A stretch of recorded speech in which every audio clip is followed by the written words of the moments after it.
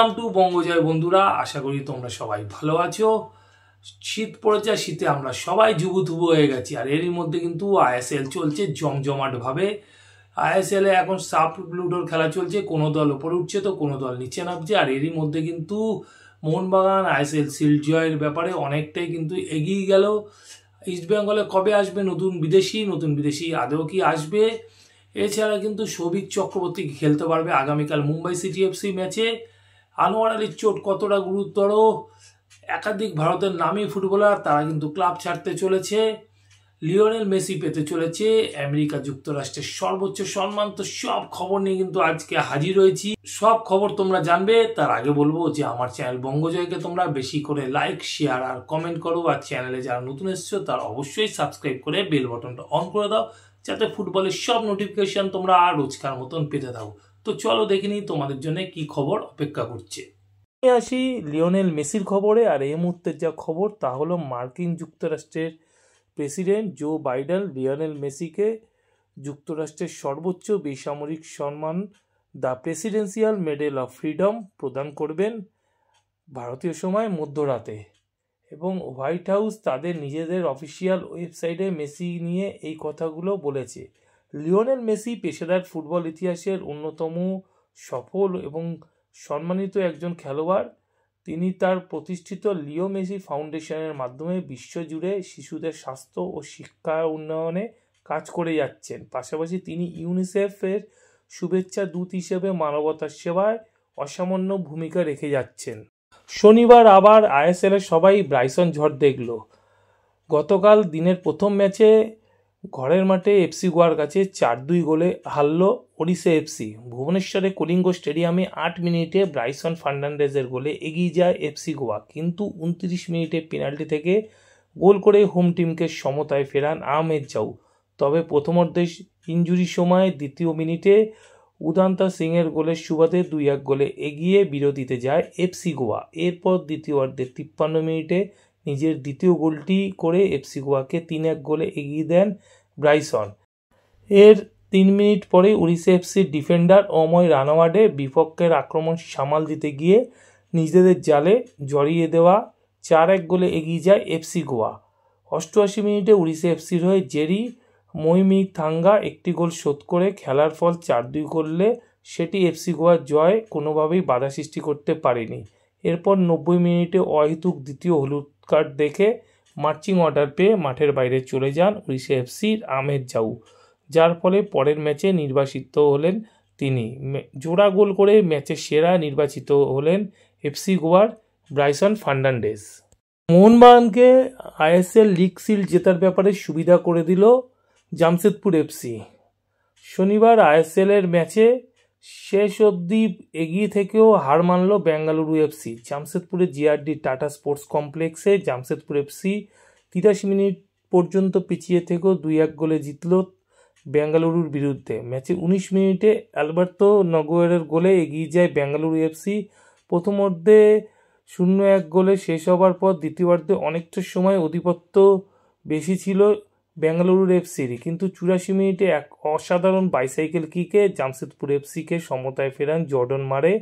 এরপর 90 মিনিটে বেঙ্গালুরু এফসি গোলরক্ষক গুরপ্রীত সিং বক্সের মধ্যে থেকে একটি বল ফিস্ট করলে ঠিকমতো বিপদমুক্ত হয় না এবং বলটি চলে যায় মোহাম্মদ উবাইসের কাছে এবং উবাইস কিন্তু দুর্দান্ত ভলিতে গোল করে খেলার ফল 2-1 করেন। এরপর প্রায় 7 মিনিট ইনজুরির সময় কোনো গোল না হয় 2-1 গোলে জয় নিয়েই পয়েন্ট তালিকার চতুর্থ স্থানে উঠে এলো জামশেদপুর এফসি 10 ম্যাচে 24 পয়েন্ট নিয়ে। অপরদিকে দ্বিতীয় স্থানে থাকলেও হেরে গিয়ে শীর্ষে থাকা মোহনবাগানের থেকে কিন্তু 5 পয়েন্টে পিছিয়ে পড়লো বেঙ্গালুরু এফসি।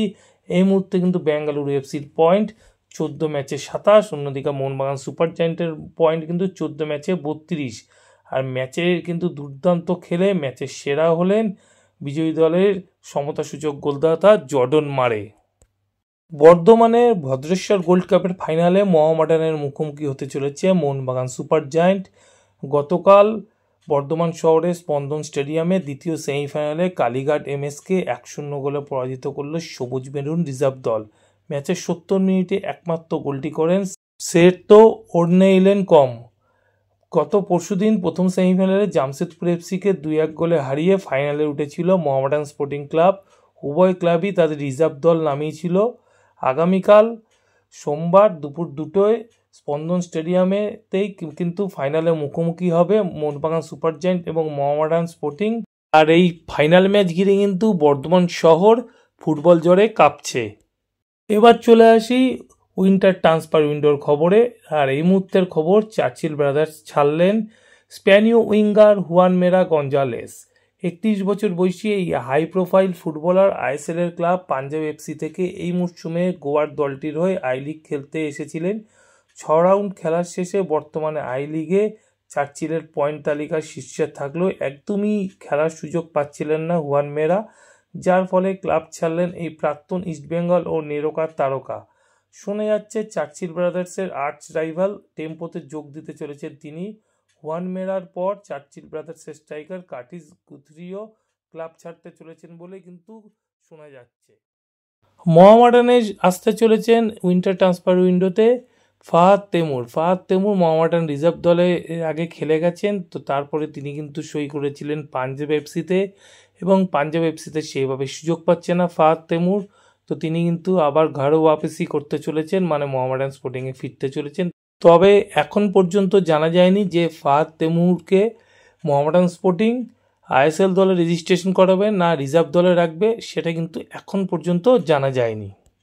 বিকাশ ইয়ামনাম ভারতের অনূর্ধ্ব-16, অনূর্ধ্ব-19 দলে খেলেছেন। আই লিগের রাউন্ড ক্লাস পাঞ্জাবের দুর্দান্ত ফুটবল খেলেছিলেন। এছাড়া কিন্তু ইন্ডিয়ার অ্যারোসের হয়েও খেলেছেন। 2023 মরশুমে তিনি চেন্নাই এফসিতে কিন্তু যোগ দেন। এরপর তিনি কিন্তু সেভাবে খেলার সুযোগ পাচ্ছিলেন না এই সেন্টার ব্যাকটি। তো এই মুহূর্তে শোনা যাচ্ছে যে চেন্নাই এফসি থেকে তিনি নাকি সই করতে চলেছেন কেরালা ব্লাস্টার্সে।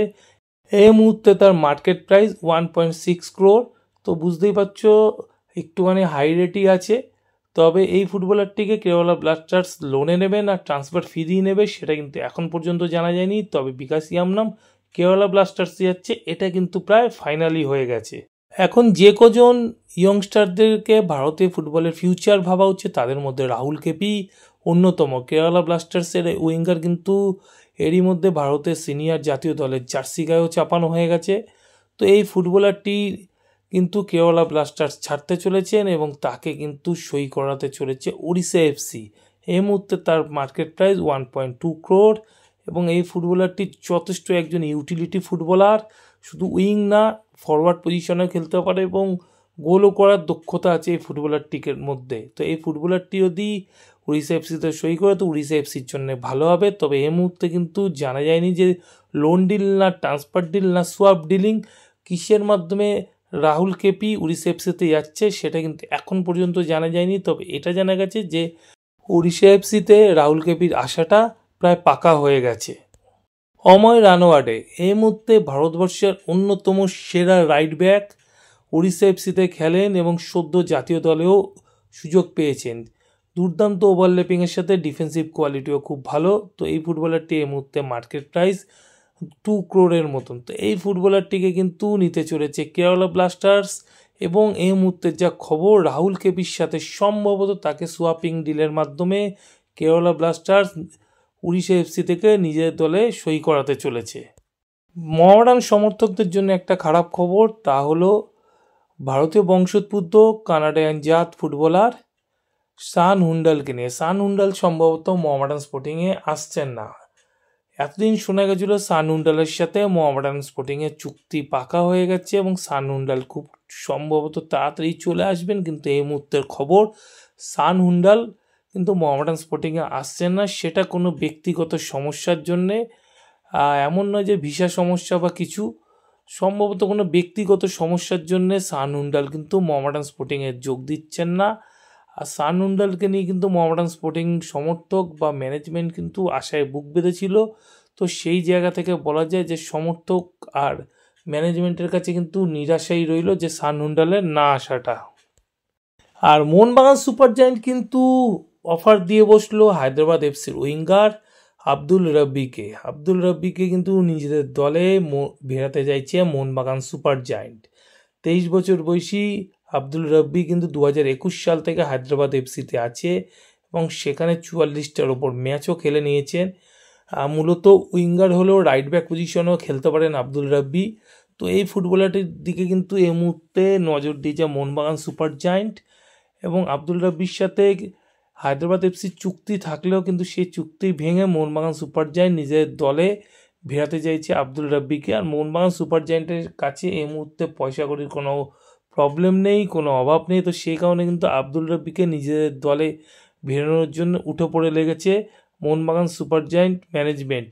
এখন হয়তো এই উইন্টার ট্রান্সফার উইন্ডোতে আব্দুল রাব্বিকে আনতে পারবে না, তবে যে সামার ট্রান্সফার উইন্ডো আছে সেখানে হয়তো 2025-26 মরশুমের জন্য নিজেদের দলে ভেড়াতে পারে মোহনবাগান সুপার জায়েন্ট আব্দুল রাব্বিকে। আর যদি এই মুহূর্তে ইস্টবেঙ্গলের খবরে আসি, তো ইস্টবেঙ্গলের খবর কিন্তু হতাশা ছাড়া আর কিছু নেই। ইস্টবেঙ্গল দল তাদের পারফরমেন্সেও কিন্তু হতাশা ছড়াচ্ছে, তার সাথে সাথে কিন্তু দলবদলের বাজারে ইস্টবেঙ্গল ম্যানেজমেন্টও কিন্তু হতাশা ছড়াচ্ছে। তারা যেই বিদেশির সাথে প্রি কন্ট্রাক্টে সাইন করেছিল সেই বিদেশিকে কিন্তু নিতে পারছে না, তার ইনজুরি থাকার জন্যে বা আনফিট হওয়ার জন্যে। তো এরকম ফুটবলারের সাথে কেন কন্ট্রাক্টে গেল সেটা বোঝা যাচ্ছে না। মাদি তালালের ইনজুরি প্রায় 1 মাস হতে চললো, তার মধ্যে কিন্তু এখন পর্যন্ত কোনো নতুন বিদেশির সাথে চুক্তি করতে পারল না ইস্টবেঙ্গল ম্যানেজমেন্ট। এটা কিন্তু ইস্টবেঙ্গল ম্যানেজমেন্টের একটা ব্যর্থতাই বলা যায়, কেননা দীর্ঘ সময় পাওয়ার পরও কিন্তু ইস্টবেঙ্গল ম্যানেজমেন্ট এখন পর্যন্ত কোনো বিদেশির সাথে চুক্তি করতে পারলো না এবং আনতে পারলো না। আগামীকালই মুম্বাই সিটি এফসি ম্যাচ আছে, সেখানে একটা ভাঙা দল নিয়ে খেলতে হবে ইস্টবেঙ্গলকে, এবং পরবর্তী 11 তারিখে ডার্বি, সেই ম্যাচের মধ্যে নতুন কোনো বিদেশি আসার সম্ভাবনা সেরকমই নেই। তো কবে আসবে নতুন বিদেশি? সামনের 11 তারিখ ডার্বি ম্যাচ, তার আগে পর্যন্ত কোনো বিদেশির খবর নেই। শুনে যাচ্ছে শর্ট লিস্টেড করা হচ্ছে, কিন্তু শর্ট লিস্টেড করা হলেও 2-3 জনের নাম ঘোরাঘুরি করলেও কিন্তু কবে তারা আসবে সেটা কিন্তু কেউ জানে না। আর যদি 11 তারিখের মধ্যে আসে সেই প্লেয়ার কতটা ফিট হবে তা নিয়ে কিন্তু সন্দেহ যথেষ্ট থেকেই যাচ্ছে। তো যাই বলো, ইস্টবেঙ্গল ম্যানেজমেন্ট কিন্তু একেবারে অপেশাদার ঢঙে চলছে, যে তাদের যেভাবে প্লেয়ার দরকার ছিল ডার্বির আগে সেভাবে কিন্তু এখন পর্যন্ত প্লেয়ার আনতে পারেনি। এরপরে কিন্তু একাধিক টুর্নামেন্ট আছে, এএফসি চ্যালেঞ্জার্সের মতন বড় টুর্নামেন্ট আছে। তো সেই টুর্নামেন্টের আগে কতটা ভালো বিদেশিকে নিয়ে আসতে পারবে ইস্টবেঙ্গল ম্যানেজমেন্ট তা নিয়ে কিন্তু যথেষ্ট সন্দেহ থেকে যাচ্ছে। তার সাথে কিন্তু এখন পর্যন্ত কোনো ভালো ভারতীয় ফুটবলারকে কিন্তু রিক্রুট করে উঠতে পারেনি ইস্টবেঙ্গল টিম ম্যানেজমেন্ট। ইস্টবেঙ্গল যেই বিদেশির সাথে কিন্তু প্রি কন্ট্রাক্টে সাইন করিয়েছিল এবং আসার কথা ছিল, সেই বিদেশি হচ্ছে জোসে রড্রিগেজ, কিন্তু তার ফিটনেসের সমস্যা থাকায় সে কিন্তু আসছে না এবং ইস্টবেঙ্গল তাকে বাতিল করেছে। তো আমার প্রশ্ন হচ্ছে যে একটা ফুটবলারের ফিটনেসের সমস্যা আছে, চোট আছে, তো তাকে কেন সই করানো হয়েছিল প্রি কন্ট্রাক্টে?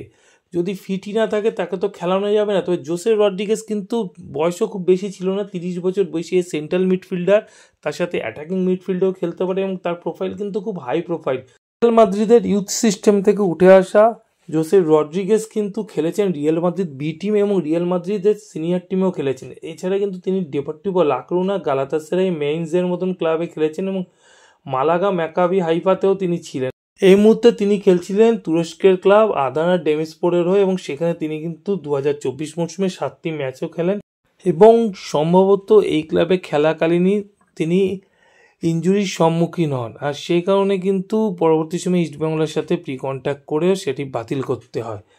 তো এরকম একজন ফুটবলার ইস্টবেঙ্গলে হাতছাড়া হওয়াটা সত্যি দুর্ভাগ্যজনক, কিন্তু ইস্টবেঙ্গল ম্যানেজমেন্টের ভাবা উচিত বা ভেবে দেখা উচিত ছিল যে ফুটবলারটির চোট আছে কি না, তো সেই ব্যাপারে আরও বেশি খবর নেওয়া কিন্তু উচিত ছিল ইস্টবেঙ্গল টিম ম্যানেজমেন্টের। এখন ইস্টবেঙ্গল টিম ম্যানেজমেন্ট বলছে যে আরও কিছু প্লেয়ারের শর্ট লিস্টেড করা হচ্ছে, 3-4 জন ফুটবলার, সেখান থেকে 1 জন অথবা 2 জন ফুটবলারকে নেওয়া হবে। কিন্তু তাদেরকে কবে নেওয়া হবে?